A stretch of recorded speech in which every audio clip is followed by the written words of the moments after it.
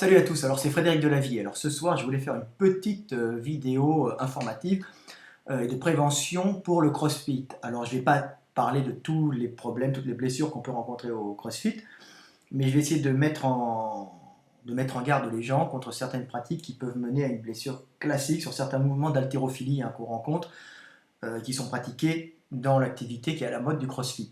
Alors, je voulais apporter surtout un petit éclaircissement sur une blessure qu'on va rencontrer de plus en plus. Ça s'appelle l'arrachement de la courte portion du biceps, celle qui est à l'intérieur, là, celle qui s'accroche là sur l'omoplate. Vous voyez, c'est là, c'est ici. Donc le biceps s'accroche ici, sur l'apophyse coracoïde, en bec de corbeau, et vient après fusionner avec la longue portion qui, elle, passe sur l'humérus, sur la tête de l'humérus, et vient s'accrocher sur le radius, sur la tubérosité radiale. Donc ils fléchissent et il y a un danger à pratiquer le CrossFit. Alors pourquoi? On risque de l'arrachement de cette portion du biceps, la portion interne, en haut. Pour quelle raison? Pour la raison qu'on pratique des mouvements qui la sollicitent énormément. Alors par exemple, on pratique l'arraché. Alors l'arraché, on passe comme ça, direct en partant du sol. On se retrouve avec les bras en l'air, donc on tire avec les biceps aussi, bras écartés, donc en général c'est très rare de faire ce mouvement dans la vie de tous les jours. Pareil pour l'arraché où c'est un peu plus serré, où on tire aussi bras écartés, et on peut, avec des charges importantes et des répétitions, parce que le CrossFit c'est des répétitions, l'haltéro c'est un seul mouvement, on peut se l'arracher. Alors on peut d'autant plus s'arracher cette courte portion du biceps que dans le CrossFit est fait de plein de mouvements différents. Alors c'est assez ludique, c'est amusant, c'est très technique parce qu'il y a des mouvements d'haltéro. Pour courir aussi, il faut être technique. On court, on nage, on fait des épaulés, on fait des arrachés, on fait des parcours sur des cages.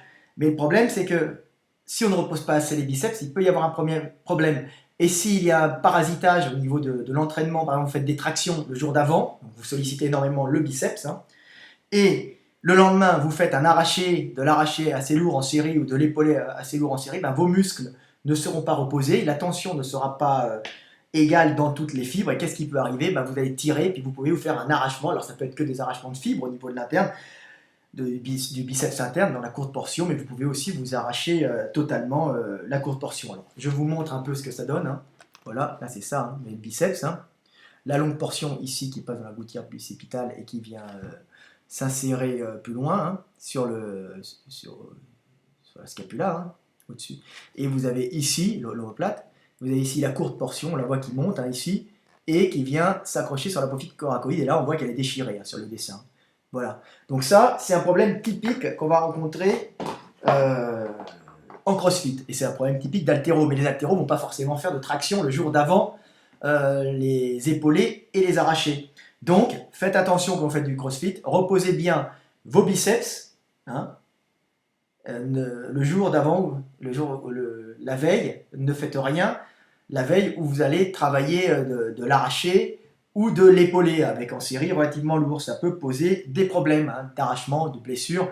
Des fois, c'est juste de la fibre qui va lâcher sur le tendon, donc c'est moins grave, mais ça peut faire un creux, c'est pas tellement joli.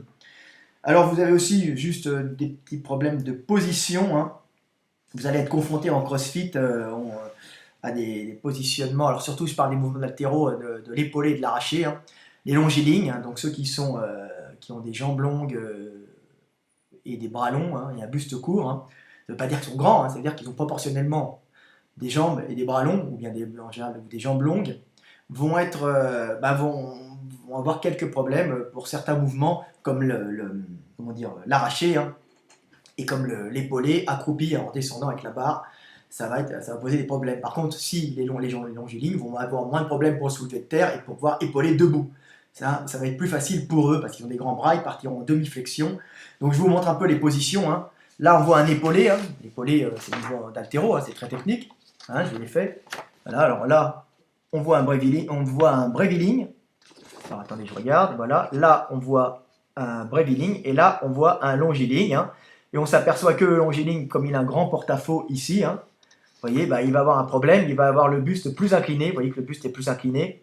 Et donc, il va avoir des problèmes pour monter la barre quand il va faire un accroupi avec une barre à l'épaulé. Vous voyez, ça posera un problème. Hein. Alors là, breviling, il sera plus droit, il sera comme à la presse, hein, quasiment. Hein.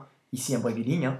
Et là, le longiligne, hein, vous voyez la différence, c'est qu'il a le buste bien plus incliné et il a un porte-à-faux ici plus important qui va lui poser des problèmes et il pourra moins monter lourd sans se péter la gueule en avant. Ça joue énormément. Alors surtout s'il y a des répétitions, ça va gêner.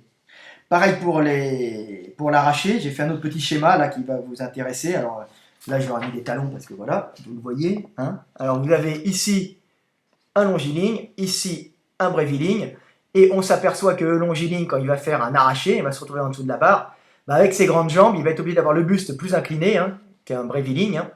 Et pour compenser, vous voyez, la barre, elle est là, hein, donc le buste est plus incliné, la barre est ici, bah pour que la barre soit dans l'axe, dans le centre de gravité, au niveau du centre de gravité, il va être obligé de tirer vachement son épaule en arrière, et puis il risque des pathologies d'épaule plus que le breviling qui est ici. Hein. Donc, tout le monde n'est pas, les gens ne sont pas égaux devant la blessure. Alors, les longilignes auront plus de mal hein, en crossfit à faire des séries parce ils se pètent la gueule en avant, ou s'ils font arracher, bah, ils vont être obligés de balancer les épaules très en arrière, ce qui risque de générer des lésions au niveau des épaules.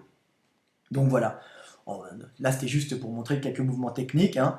Donc le crossfit c'est très amusant, mais c'est très technique. Faites-le avec des profs diplômés en haltérophilie par exemple, ou des gens qui ont suivi une base d'haltérophilie pour pas vous niquer le dos, pour pas et puis respecter des temps de repos, une journée de repos avant de faire des arrachés hein, sur les biceps hein, pour pas les fatiguer. Faites attention au positionnement du dos, hein, tout le monde le sait, c'est comme au squat, faut jamais arrondir quand vous levez une barre. Et puis comme c'est un sport très sympa, très à la mode avec du cardio, bah, le problème c'est qu'on risque de faire du surentraînement, on risque de rajouter de la série, puis en rajoutant de la série, on risque de se blesser. Donc voilà, c'était ma petite contribution au CrossFit pour éviter les blessures. Salut, c'était Fred Delavier, à bientôt. Alors, dernière chose, hein, ne faites pas de traction et biceps avant de faire de l'épaulé et de l'arraché. Salut!